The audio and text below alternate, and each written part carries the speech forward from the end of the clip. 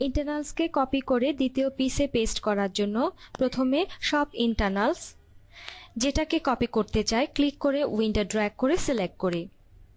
তারপর copy internal টুল এ click করি, যে কোনো সিলেক্টেড ইন্টারনাল এর পয়েন্টে ক্লিক করি এবং মাউসে ড্র্যাগ করে ওই পিসে ক্লিক করি যেখানে ইন্টারনালকে পেস্ট করতে চাই।